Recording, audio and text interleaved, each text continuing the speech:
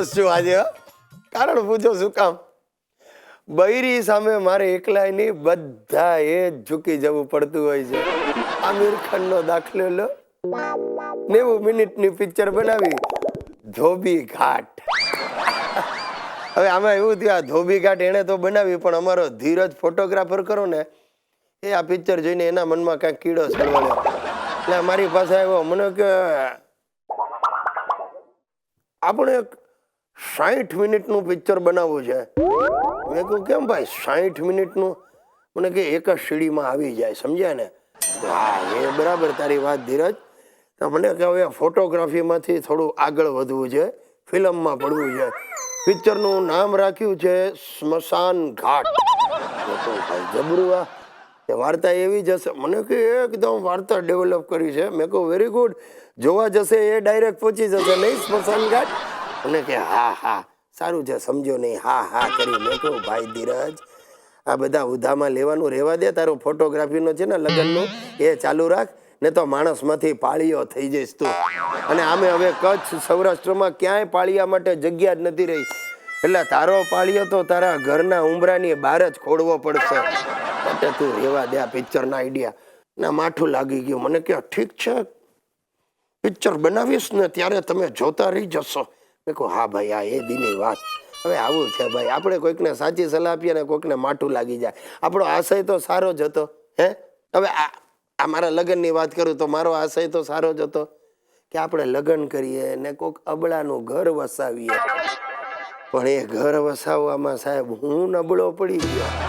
ખરેખર આ તમારી સાથે વાત કરું ને પણ આમ સતત ફફડાટ રહે કે હમણાં ક્યાંકથી વેલાણ આવશે, બૂમ પડશે, શું બેઠા બેઠા ગપ્પા મારો છો. પણ એક તમને કહી દઉં, એમ તમે એમ નહીં માની લેતા કે હું હેન્ડપેક હસબન્ડ છું, જરાય નહીં. Not at all. હું કાંઈ મારી બૈરીની દરેક વાતમાં હાય આ નથી કરતો. હા, એ ના પાડે ત્યારે હું રાજી ખુશીથી ના જ પાડી દઉં, તો જ સંસાર ચાલે. ભાઈ ઝૂકવું તો પડે. દોસ્તો, મને થાય છે કે હું ગિરીશમાંથી ગિરિજા બની જાઉં. તમને એમ થતું હશે કે મને આવું શું કામ થાય છે, સમજાવ. અમારો જે બોસ છે ને જાડાવાલા, જેન્ટ સ્ટાફ સાથે એટલી ઉદ્ધતાઈથી વાતો કરે છે અને લેડી સ્ટાફ સાથે એટલી જ આત્મીયતાથી વાતો કરે છે. અને એમાંય અમારી ઓફિસની પીઆરઓ મિસ પ્રીતિ મીરાણી માટે એને વિશેષ લાગણી છે.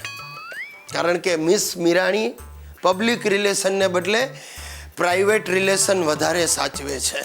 પ્રીતિ મેડમને દર વર્ષે પગાર વધારો મળે અને હું પગાર વધારો માંગુ તો મને ગાળો મળે. ગિરીશ કુમાર. Yes sir. પ્રીતિ મેડમને મારી કેબિનમાં મોકલો. નહીં આવે સર. કેમ? નહીં, કારણ કે પ્રીતિ મેડમ આજે ઓફિસ જ નથી આવ્યા. કેમ? સર ડિલિવરી માટે ગયા છે. વોટ? પ્રીતિની ડિલિવરી? Yes sir. તમને કેમ આઘાત લાગ્યો? અરે પણ પ્રીતિ તો હજી કુંવારી છે. ધેટ્સ રાઈટ સર, એ તો કુંવારી જ છે, પણ એની સિસ્ટરની ડિલિવરી માટે ગઈ છે. ઓફો, તો એમ સીધું બોલતા શું થાય છે તમને? Sorry sir. નોનસેન્સ. જુઓ, છેલ્લા 5 વર્ષના પરચેઝ વાઉચરની ફાઇલ આજે મને તૈયાર જોઈએ છે અને એને માટે આજે રાત્રે તમારે ઓફિસમાં બેસવું પડશે મોડે સુધી. તમે કહેતા હો તો ઓફિસમાં જ સુઈ જાઓ. મેં તમને અહીંયા સુવાનું નથી કહ્યું, રોકાવાનું કહ્યું છે. પણ સાહેબ, છેલ્લા 16 વર્ષથી તમે મને જ રોકાવાનું કહો છો. હેના 16 વર્ષ હેના, તમે અહીંયા માત્ર 10 વર્ષથી છો. તે કેમ? ઓવરટાઈમ નહીં કરવાનો? અરે સર, જાડાવાલા સાહેબ, તમે હંમેશા મને જ રાતના મોડે સુધી બેસાડી રાખો છો. રજાના દિવસે પણ તમે મને જ બોલાવો છો. અરે કંપનીના વિકાસ કરવા માટે આવું બધું કરવું પડે. અરે પણ સાહેબ, કંપનીનો વિકાસ થાય છે, એમાં મારા ફેમિલીનો વિકાસ અટકી ગયો છે. એટલે શું? મારી એક જ બાબો છે. મારા દાદાજીની કેટલી ઈચ્છા છે કે મારા હિતિયા સાથે રમવા માટે એક નાનકડી બહેન હોય. તેલ લેવા ગઈ તમારા દાદાજીની ઈચ્છા? મારે તો બાળકો જ નથી. પણ હવે એમાં તો હું કેવી રીતે મદદ કરું? Keep quite. તમારા લીધે મારું ભેજું ફરી જાય છે. Very good. એનાથી સાબિત થાય છે કે તમને ભેજું છે. Shut up. તમે ચૂપ રહેવાનું શું લેશો? પગાર વધારો નહીં મળે. આવતા 5 વર્ષ સુધી તમને કોઈ પણ જાતનો પગાર વધારો નહીં મળે. વિચારી લો જાડાવાલા સાહેબ, વિચારી લો. મારી પાછળ 2 મોટી કંપનીઓ પડી છે. વાહ. કઈ મોટી કંપનીઓ? નામ તો આપો. બિલો નથી ભર્યા એટલે ટેલિફોન કંપની અને ઇલેક્ટ્રિક કંપની. Keep quite. તમારી સાથે હું વાત કરવી ને એ મને સમજ નથી પડતી. Just get out. Get out કહીને પોતે જ ચાલી ગયો. એ પ્રભુ, તું મને એટલી બુદ્ધિ આપ કે હું મારા બોસને સમજી શકું. મને એટલું ધૈર્ય આપ કે હું એને સહન કરી શકું.